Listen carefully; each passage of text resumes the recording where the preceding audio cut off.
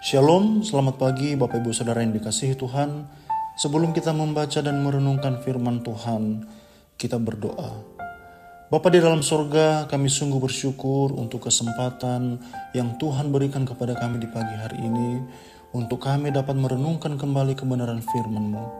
Bukakanlah hati dan pikiran kami Tuhan, agar kami dapat memahami identitas kami yang baru di dalam Engkau.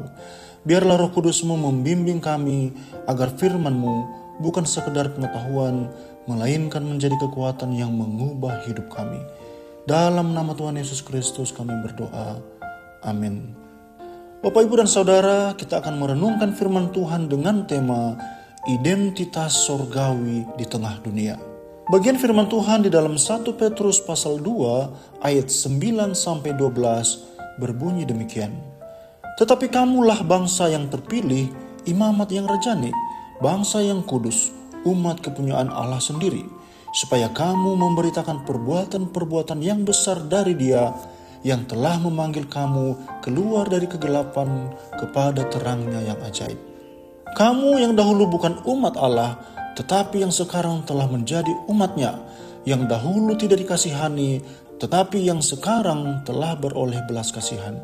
Saudara-saudaraku yang kekasih, aku menasihati kamu supaya sebagai pendatang dan perantau, kamu menjauhkan diri dari keinginan-keinginan daging yang berjuang melawan jiwa.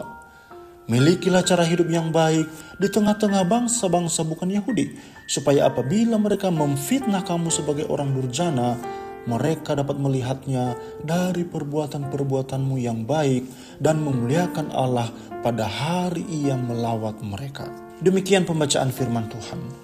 Bapak, Ibu, dan Saudara, banyak orang menghabiskan waktu seumur hidup untuk mencari identitas diri. Kita seringkali mendefinisikan diri melalui apa yang kita kerjakan, berapa banyak harta yang kita miliki, atau bagaimana orang lain memandang kita. Namun, Rasul Petrus menulis surat ini kepada jemaat yang sedang tersebar dan mengalami tekanan, bukan untuk memberi mereka tips motivasi, melainkan untuk menegaskan status rohani mereka. Petrus ingin kita tahu bahwa sebelum kita menjadi apapun di dunia ini, kita adalah milik Allah. Ada 3 poin utama yang bisa kita petik dari nats ini. Yang pertama adalah status yang dipulihkan, ayat 9 dan 10. Petrus menggunakan gelar-gelar yang sangat tinggi. Dikatakan sebagai bangsa yang terpilih, imamat yang rajani, bangsa yang kudus, dan umat kepunyaan Allah. Dulu kita bukan umat, tetapi sekarang adalah umat Allah. Perubahan status ini sepenuhnya adalah anugerah, bukan hasil usaha kita. Tujuannya satu, agar hidup kita memancarkan perbuatan-perbuatan besar dari Dia yang telah memanggil kita keluar dari kegelapan. Yang kedua adalah identitas sebagai perantau. Ayat 11. Dunia ini bukanlah pemberhentian akhir kita. Petrus menasihati kita sebagai pendatang atau perantau. Kesadaran bahwa kita adalah perantau seharusnya membuat kita waspada terhadap keinginan-keinginan daging. Seperti seorang pengelana yang tidak ingin membawa beban yang menghambat perjalanannya, kita pun dipanggil untuk melepaskan dosa yang menjerat jiwa kita.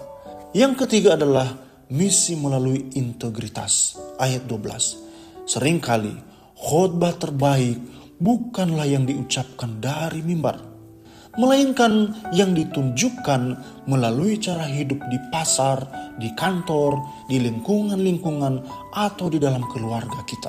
Petrus menekankan agar kita memiliki cara hidup yang baik di tengah-tengah orang yang tidak mengenal Tuhan. Ketika dunia melihat integritas dan kebaikan kita, mereka tidak akan memuji kita, melainkan mereka memuliakan Allah. Bapak, Ibu, dan Saudara yang dikasihi Tuhan, sebagai penutup, mari kita ingat bahwa kita tidak dipanggil hanya untuk menjadi orang baik, tetapi untuk menjadi orang yang berbeda karena kita adalah milik Allah. Identitas kita sebagai umat kepunyaan Allah adalah kekuatan kita dan status kita sebagai perantau. Ini menjadi pengingat agar kita tidak kompromi dengan nilai-nilai dunia yang merusak. Oleh karena itu, Jadilah terang dimanapun kita ditempatkan. Secara khusus di dalam menjalani seluruh hari ini, biarlah melalui tutur kata dan perbuatan kita, orang lain dapat melihat sekilas kasih Kristus yang nyata. Tuhan Yesus memberkati kita semua, dan mari kita berdoa.